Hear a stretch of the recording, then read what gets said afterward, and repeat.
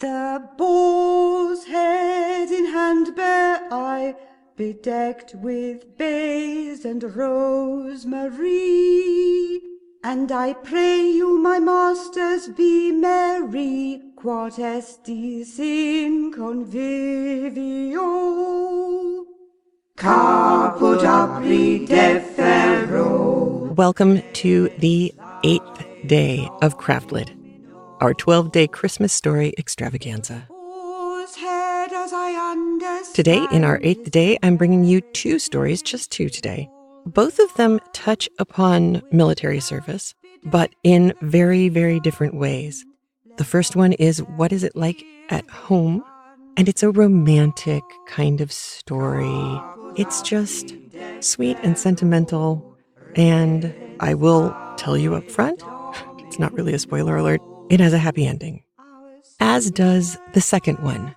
And it might be a little bit harder to see the happy ending coming in our second story, but it's there, I promise. And that's it. You aren't going to need anything more from me to appreciate these stories.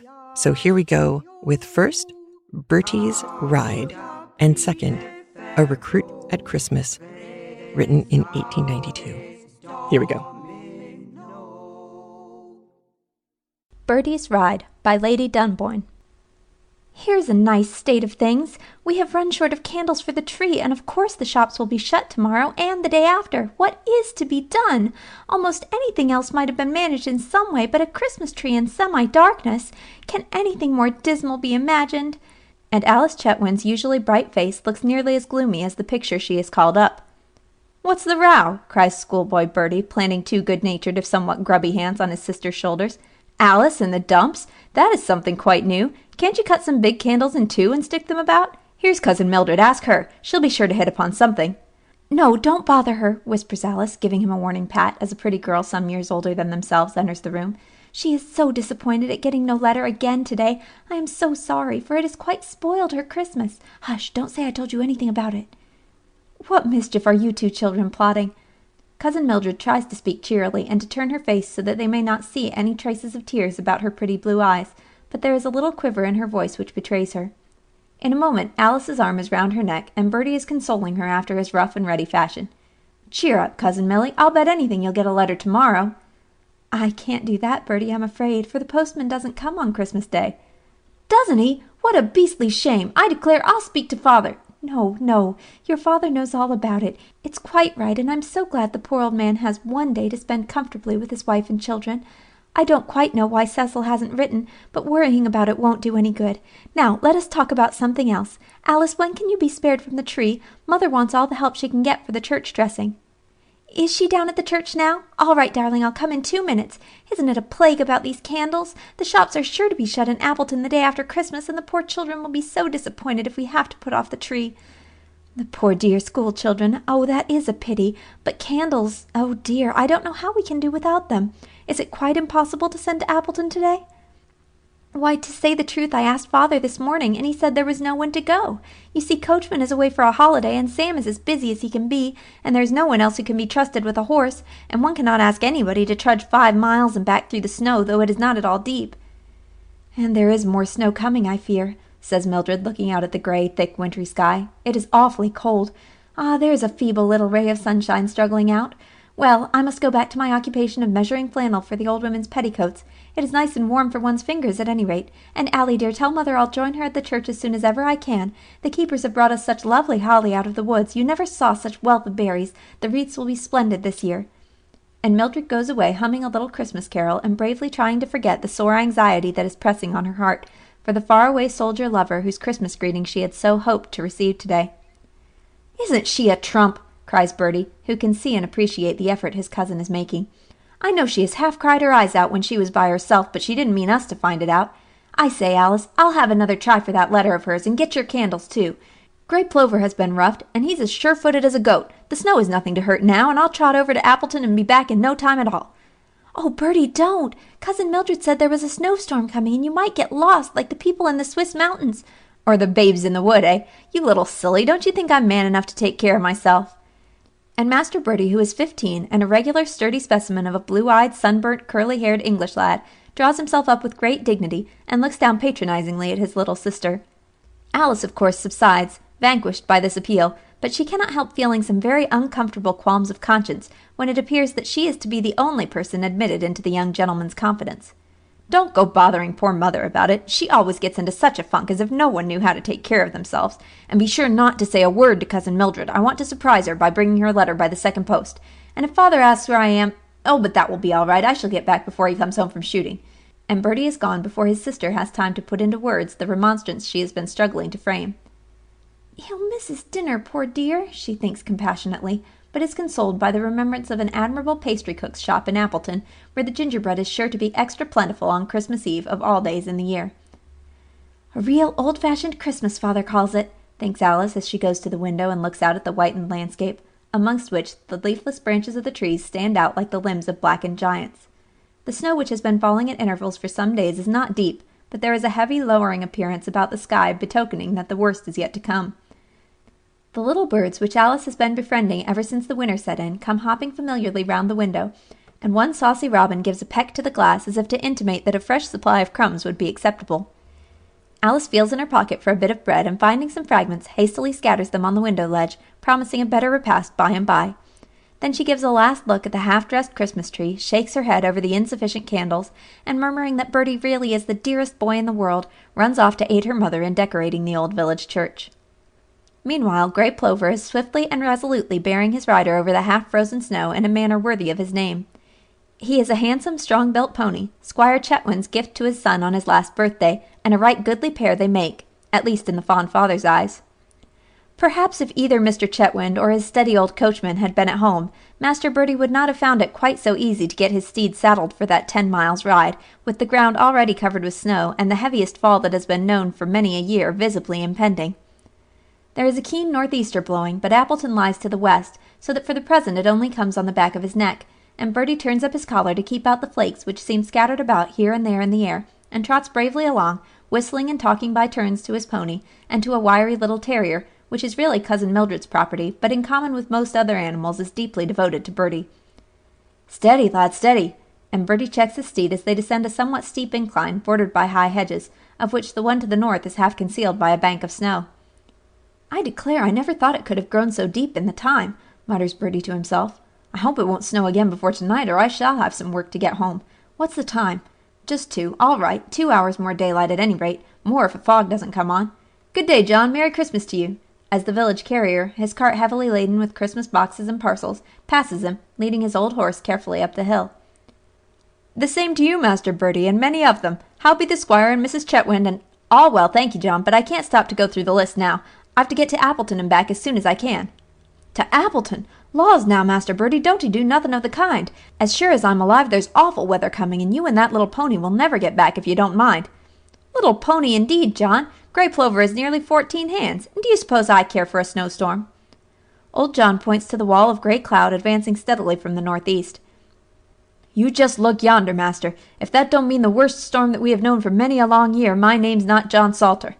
"Well, then I must make all the more haste. If I don't turn up by church time tomorrow, you and old Moss will have to come and dig me out. Come along, Nettle." And whistling to the terrier, which has been exchanging salutations with the carrier's old half-bred collie, Bertie canters on. "I don't think I can find time to go home to luncheon," says Mrs. Chetwynd, casting an anxious eye round the half-decorated church, which presents a one-sided appearance, 2 columns being beautifully wreathed with glossy dark leaves and coral berries, shining laurel and graceful ivy, and the third as yet untouched. "Mildred, when you come back, will you and Alice bring me some biscuits, and I can eat them in the vestry? The daylight now is so short, and I think today is even darker than usual. We shall have to work very hard to get finished in time." "I'll stay with you," replies her cousin, "and Alice shall bring provisions for us both." And by this means the secret of Bertie's absence from the early dinner remains unobserved. It is snowing heavily as Alice, in fur cloak and snow boots, trips back to the church some quarter of a mile distant from her home. The girl is beginning to be very anxious about her brother, and sorely repents her extorted promise of secrecy as to his intentions. "We are getting on," says Mrs. Chetwynd, glancing round. "I wonder if your father will look in on his way back from shooting. I suppose Bertie must have gone to join him, as we have seen nothing of the boy. I hope they won't be late. The snow is getting quite deep." A hasty knocking at the church door makes Alice start and turn so pale that her cousin laughs at her for setting up nerves. Before, however, they can open it, the intruder makes his way in, and proves to be the stable helper, with a face so white and scared that the alarm is communicated to Mrs. Chetwynd. "Milly," she says faintly, "there's been some accident. Ask him, quick! Herbert's gun!" "No, no," says her cousin, bent only on reassuring her. "Speak out, James. Don't you see how you are frightening your mistress?" "If you please, ma'am, Grey Plover has come home alone, and—" "The pony! Master Bertie wasn't riding?" "Yes, ma'am. He started to ride to Appleton about 1:30. "To ride in such weather?" "Yes, ma'am. He would go, and the squire not being at home, I could not hinder him, and now the pony's just galloped into the yard, and—" "Mary, dearest, don't look so frightened," cries Mildred, fearing her cousin is going to faint. "I dare say he got off to walk and warm himself, and the pony broke away. Bertie rides so well he would not be likely to have a fall. But the snow, isn't it quite deep in some places, James?" "Yes, ma'am. 6 or 7 feet, they say, in the drifts, though most part of the road was pretty clear this morning. But it's been snowing heavily these 2 hours and more, and nearly as dark as night, and Grey Plover must have been down some time or other, for when he came in, the saddle was all over snow." Mrs. Chetwynd gives a gasp, and for a moment her cousin thinks her senses are going, but with a brave struggle she rallied her powers. "James, you and the gardeners had better go off at once. 2 of you try each road to Appleton, to meet Master Bertie. Alice, dear, run up to the house and fill father's flask with cordial, and see that they take it, and a blanket, and tell someone to go and meet your father. He will know best what to do. I must go myself to look for my boy. God help me, what shall I do if he has come to harm?" "You cannot walk, darling," and Mildred tenderly leads her to one of the open seats, and strokes her hands in loving but vain efforts at encouragement. "Don't imagine anything bad till it comes. Bertie is sure to have taken some of the dogs with them, and they would have come home to tell us if anything were wrong." "There was only little Nettle at home," Mrs. Chetwynd answers with a sigh. "Jerry and Nell are out shooting with Herbert, and the new dog is no use. Oh, Milly, my bright, bonny boy, where can he be? See how dreadfully dark it has grown, and the cold! Think if he should be lying helpless in the snow!" About the same time on this December afternoon a young man is getting out of the one-horse omnibus which the George Hotel, a small third-rate inn, albeit the best in Appleton, usually sends down to meet the afternoon train from London. He is a tall, soldierly-looking person with bright, dark eyes and a brisk, imperative manner which ensures a certain amount of attention even from the surly landlord. But when, instead of demanding luncheon or any creature comforts for himself, the traveller orders a dog-cart or any sort of trap with a good horse, to take him to Mr. Chetwynd's house, 5 miles distant, the host demurs. "Impossible! The omnibus horse is the only one roughed, and he has been out twice today already. Besides, there is likely to be a heavy fall of snow before night. Even if a horse and trap could get to Edenhurst, there would be no possibility of getting back before nightfall. Mine host is very sorry to disoblige the gentleman, but it is quite out of the question." The young man, who is evidently not used to stolid opposition, begins to chafe, and his dark eyes give an angry flash. However, he forces himself to speak quietly and persuasively, and even descends to bribery in his anxiety to spend his Christmas at Edenhurst. Still, the landlord remains obdurate, the fact that he has a big commercial dinner impending at 5 o'clock making him the less inclined to spare any of his men. "Well, hang it all!" cries the young man impatiently. "Then I declare I'll get there on my own legs. I can carry my bag," swinging it stoutly over his shoulder as he speaks, "and you must find some means of sending the other things over tomorrow morning at latest. It would be too tantalizing," he adds to himself, "after coming 2,000 miles to see the little woman, if we could not spend our Christmas Eve together after all." And turning a deaf ear to the landlord's remonstrances and prophecies of evil, he sets forth briskly on the road, well known to him, although untrodden for 2 long years. "Dear little soul," he's saying to himself as he strides through the snow, "what a surprise it'll be to her. I am half sorry now I did not write. Perhaps she'll be startled, but I don't believe in sudden joy hurting anyone. I wonder if she'll be altered. I hope not. The little face couldn't be sweeter than it was. And Herbert Chetwynd is a rare good fellow. What a welcome I shall get from him and his kind-hearted wife. It's almost worth toiling and broiling for 2 years in India to come home for such a Christmas. I wonder if that jolly pickled Bertie is much grown. Capital little companion he used to be, I remember. How far have I come? Oh, just past the 2nd milestone. The snow is getting plaguey deep, and I can hardly see 10 yards ahead. I can't say it is pleasant traveling. How I shall appreciate the splendid fire in the big hall fireplace at Edenhurst. They will be burning the Yule log for Christmas. How I shall enjoy taking up all the old home customs once more. I wonder if the waits go round now. What a brute I used to feel lying snug in bed and listening to the poor little shivering mortals singing outside in the frosty morning air, almost before it was light. But I believe Herbert's wife and Milly always took care that they had a warm breakfast and a toast at the kitchen fire afterwards. But, hullo, I say, what little dog are you out alone in the snow in this lonely part of the road? Lost your master, have you, poor little beggar? Never mind, you had better follow me home to Edenhurst for tonight. They wouldn't refuse a welcome even to a stray dog on Christmas Eve. I say, you are very pressing in your attentions, my friend. I'm afraid you are on a wrong track, sniffing and prancing around me. I'm not your master, nor have I the honor of that gentleman's acquaintance, unless— By Jove! If it isn't little Nettle, the dog I gave Mildred when I went to India! What can she be doing out here alone? And what does she want me to do, I wonder?" As the terrier, delighted at the sudden recognition, dances round him more energetically than ever, catches his hand and the skirts of his coat gently in her teeth, then runs on a little way ahead, looking back to see if he is following. "Lead on, I'll follow thee. That seems to be what you want me to say, little Nettle? All right there."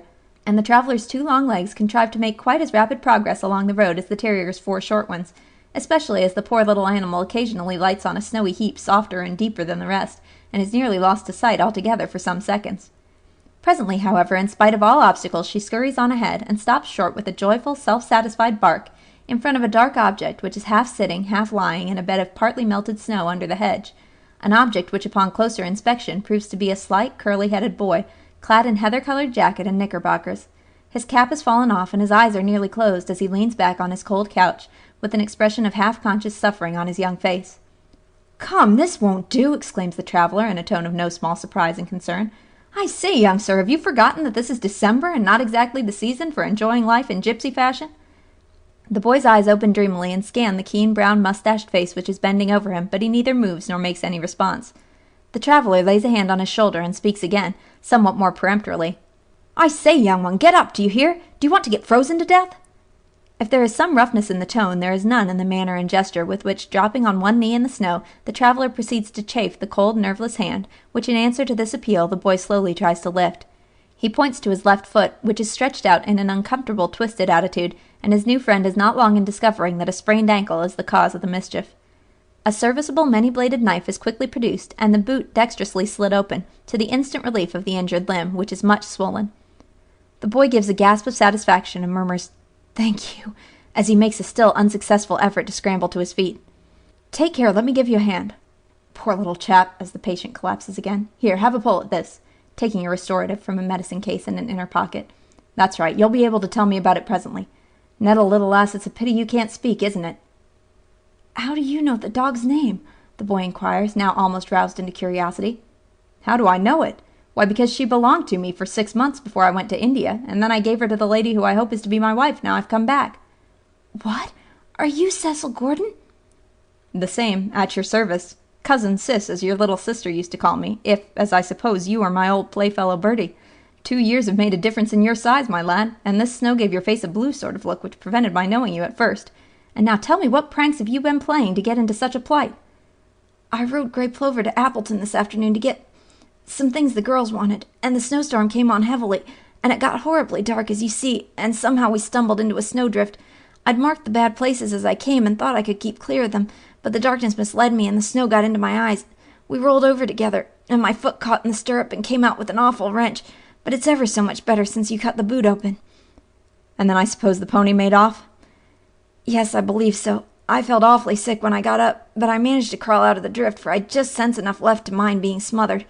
I don't suppose I could have lain here very long when you came, or I should have been frozen." "Well, the great thing will be to get you home as soon as may be, but the snow is getting so deep that it won't be very pleasant traveling.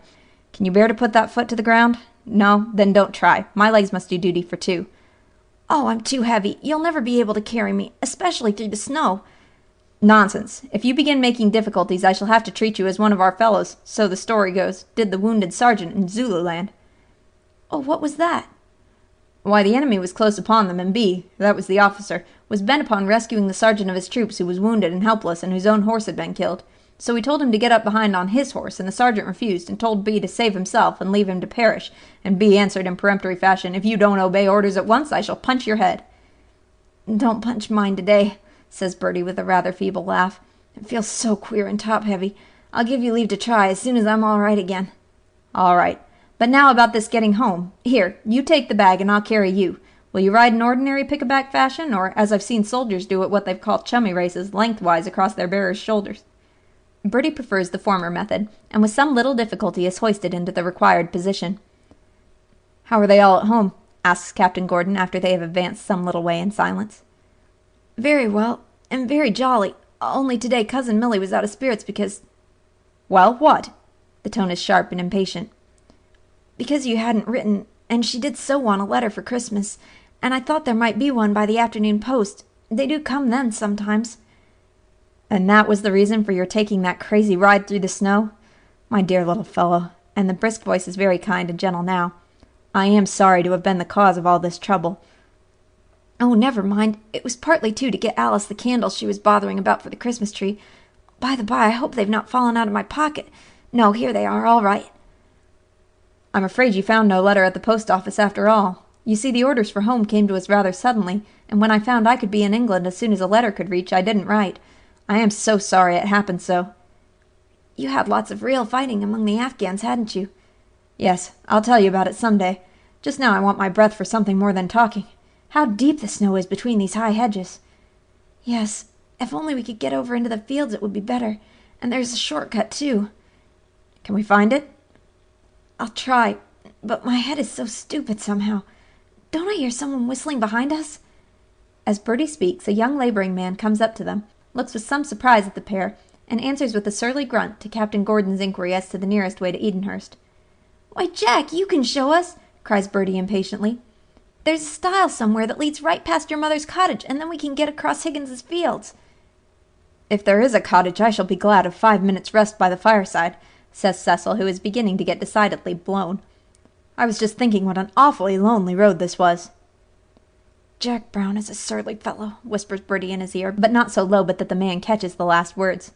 "Surly! And who wouldn't be, young master, I'd like to know, in my place? Didn't the squire have me up for poaching, and didn't I get 3 weeks in jail along of snaring a few worthless pheasants?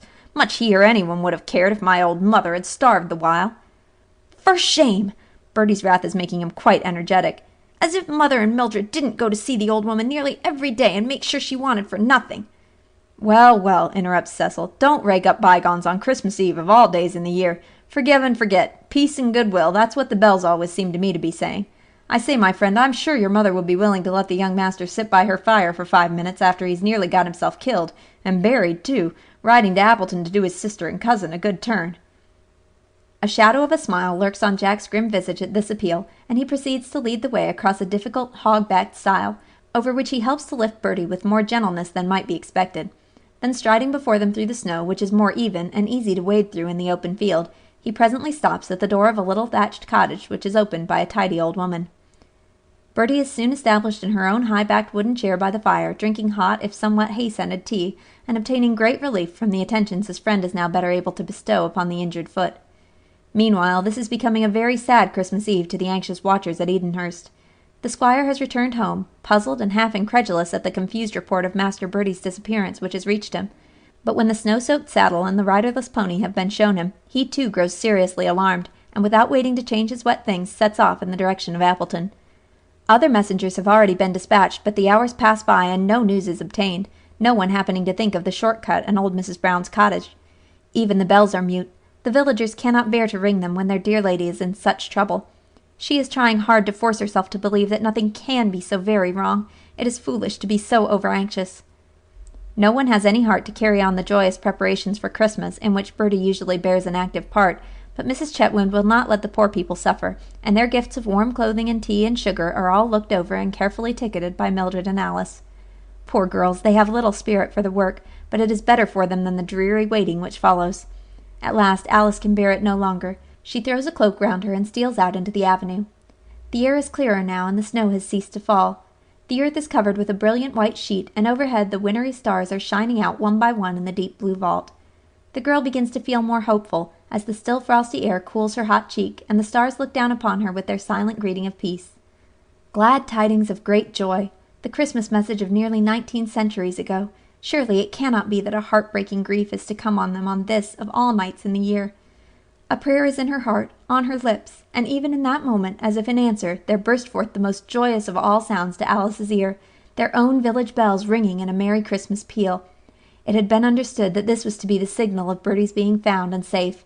Louder and louder it comes, and eager congratulations are exchanged by the anxious watchers. Mrs. Chetwynd wants to fly to meet her boy, but is gently restrained by Mildred, who reminds her that his father must be with him, nor is it long before a happy group are seen approaching. There is Bertie, who has insisted on putting his injured foot to the ground lest his mother should be frightened by seeing him carried, bravely hopping along with the aid of his father's strong arm, faithful little Nettle trotting close at his side, and Jack Brown, with whom the squire has shaken hands and exchanged a Merry Christmas, slouching behind. But who is the tall figure on Bertie's other side? Ah, Cousin Mildred knows. And well it is, perhaps, that the growing darkness throws a friendly veil over the joyous blushes and the happy, thankful tears that mark that meeting.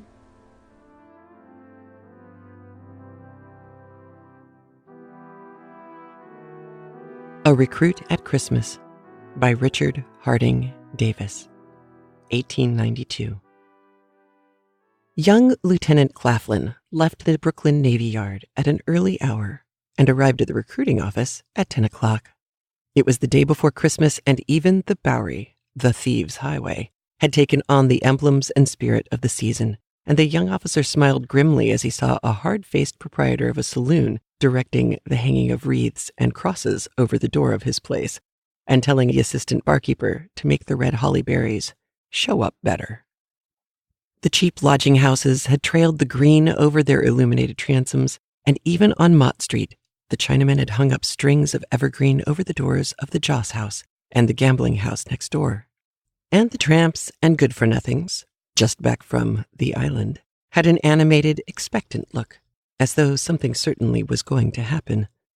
Lieutenant Claflin nodded to Corporal Goddard at the door of the recruiting office and startled that veteran's rigidity, and kept his cotton-gloved hand at his visor longer than the regulations required by saying, "Wish you a Merry Christmas," as he jumped up the stairs. The recruiting office was a dull, blank-looking place. The view from the windows was not inspiring, and the sight of the plump and black-eyed Jewess in front of the pawn shop across the street, who was a vision of delight to Corporal Goddard, had no attractions to the officer upstairs. He put on his blue jacket with the black braid down the front, lighted a cigar, and wrote letters on every other than official matters, and forgot about recruits. He was to have leave of absence on Christmas, and though the others had denounced him for leaving the mess table on that day, they had forgiven him when he explained that he was going to spend it with his people at home. The others had homes as far away as San Francisco and as far inland as Milwaukee, and some called the big ship of war home, but Claflin's people lived up in Connecticut, and he could reach them in a few hours. He was a very lucky man, the others said, and he felt very cheerful over it, and forgot the blank-looking office with its rules and regulations and colored prints of uniforms and models of old warships and tin boxes of official documents which were to be filled out and sent to the Honorable, the Secretary of the Navy. Corporal Goddard, on the stoop below, shifted from one foot to the other and chafed his gloved hands softly together to keep them warm. He had no time to write letters on unofficial writing paper, nor to smoke cigars or read novels with his feet on a chair, with the choice of looking out at the queer stream of human life moving by below the window on the opposite side of the Bowery. He had to stand straight, which came easily to him now, and to answer questions and urge doubtful minds to join the ranks of the government's Marines. A drunken man gazed at Ogden's colored pictures of the American infantry, cavalry, and Marine uniforms that hung before the door, and placed an unsteady finger on the cavalryman's picture, and said he chose to be one of those. Corporal Goddard told him severely to be off and get sober and grow 6 inches before he thought of such a thing, and frowned him off the stoop. Then 2 boys from the country asked about the service, and went off very quickly when they found that they would have to remain in it for 3 years at least. A great many more stopped in front of the gay pictures and gazed admiringly at Corporal Goddard's bright brass buttons and brilliant complexion, which they innocently attributed to exposure to the sun on long, weary marches, but no one came to offer himself in earnest. At 1 o'clock, Lieutenant Claflin changed his coat and went downtown to luncheon, and came back still more content and in feeling with the season, and lighted another cigar. But just as he had settled himself comfortably, he heard Corporal Goddard's step on the stairs, and a less determined step behind him. He took his feet down from the rung on the other chair, pulled his undressed jacket into place, and took up a pen. Corporal Goddard saluted at the door and introduced with a wave of his hand the latest applicant for Uncle Sam's service. The applicant was as young as Lieutenant Claflin, and as good-looking, but he was dirty and unshaven, and his eyes were set back in the sockets, and his fingers twitched at his side. Lieutenant Claflin had seen many applicants in this stage. He called it the remorseful stage, and he was used to it. "Name?" said Lieutenant Claflin as he pulled a printed sheet of paper towards him. The applicant hesitated. Then he said, "Walker? John Walker?" The lieutenant noticed the hesitation, but he merely remarked to himself, "It's none of my business," and added aloud, "Nationality?" and wrote United States before the applicant answered. The applicant said he was unmarried, he was 23 years old, and he had been born in New York City. Even Corporal Goddard knew this last was not so, but it was none of his business either. He moved the applicant up against the wall under the measuring rod and brought it down on his head.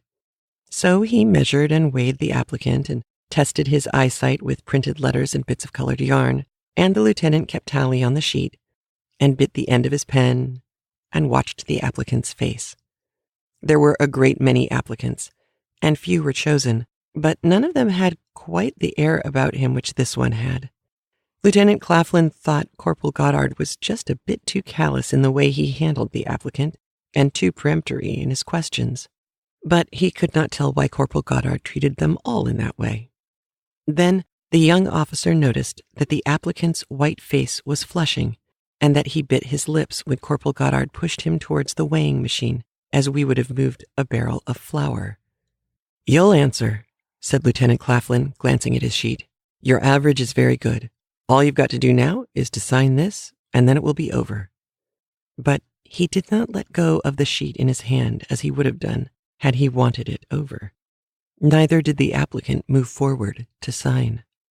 "After you've signed this," said the young officer, keeping his eyes down on the paper before him, "you will have become a servant of the United States. You will sit in that other room until the office is closed for today, and then you will be led over to the Navy Yard and put into a uniform, and from that time on, for 3 years, you will have a number, the same number as the one on your musket. You and the musket will both belong to the government. You will clean and load the musket, and fight with it if God ever gives us the chance, and the government will feed you and keep you clean and fight with you if needful." The lieutenant looked up at the corporal and said, "You can go, Goddard." And the corporal turned on his heel and walked downstairs, wondering. "You may spend the 3 years," continued the officer, still without looking at the applicant, "which are the best years of a young man's life, on the sea, visiting foreign ports, or you may spend it marching up and down the Brooklyn Navy Yard and cleaning brasswork. There are some men who are meant to clean brasswork and to march up and down in front of the stone arsenal, and who are fitted for nothing else. But to every man is given something which should tell him that he is put here to make the best of himself. Every man has that, even the men who are only fit to clean brass rods. But some men kill it, or try to kill it, in different ways, generally by rum, and they are as generally successful, if they keep the process up long enough. The government, of which I am a very humble representative, is always glad to get good men to serve her, but it seems to me, and I may be wrong, and I'm quite sure that I'm speaking contrary to regulations, that some of her men serve her better in other ways than swapping down decks. Now, you know yourself best. It may be that you are just the sort of man to stand up and salute the ladies when they come on board to see the ship, and to watch them from forward as they walk about with the officers. You won't be allowed to speak to them. You will be number 329 or 328, and whatever benefits a good woman can give a man will be shut off from you, more or less, for 3 years. And on the other hand, it may be that there are some good women who could keep you on shore and help you do something more with yourself than to carry a musket. And again, it may be that if you stayed on shore, you would drink yourself more or less comfortably to death and break somebody's heart. I can't tell. But if I were not a commissioned officer of the United States, and a thing of rules and regulations, who can dance and wear a uniform, and a youth generally unfit to pose as an example, I would advise you not to sign this, but to go home and brace up and leave the whiskey alone. Now, what shall we do?" said the young lieutenant, smiling. "Shall we tear this up, or will you sign it?" The applicant's lips now were twitching, as well as his hands, and he rubbed his cuff over his face and smiled back. "I'm much obliged to you," he said nervously. That sounds a rather flat thing to say, I know, but if you knew all I meant by it, though, it would mean enough. I've made a damn fool of myself in this city, but nothing worse. And it was the choice of the Navy, where they'd keep me straight, or going to the devil my own way. But it won't be my own way now, thanks to you. I don't know how you saw how it was so quickly, but you see, I have got a home back in Connecticut, and women that can help me there. And I'll go back to them and ask them to let me start in again, where I was when I went away. That's good, said the officer cheerfully. That's the way to talk. Tell me where you live in Connecticut, and I'll lend you the car fare to get there. I'll expect it back with interest, you know, he said, laughing. Thank you, said the rejected applicant. It's not so far that I can't walk, and I don't think you'd believe me if I took the money. Oh, yes, I would, said the lieutenant. How much do you want? Thank you, but I'd rather walk, said the other. I can get there easily enough by tomorrow. I'll be a nice Christmas present, won't I? He added grimly. You'll do, said the young officer. I fancy you'll be about as welcome a one as they'll get. He held out his hand, and the other shook it, and walked out with his shoulders as stiff as those of Corporal Goddard. Then he came back and looked into the room shyly. I say, he said hesitatingly. The lieutenant ran his hand down into his pocket. You changed your mind? He asked eagerly. That's good. How much will you want? The rejected applicant flushed. No, not that, he said. I just came back to say, wish you a Merry Christmas.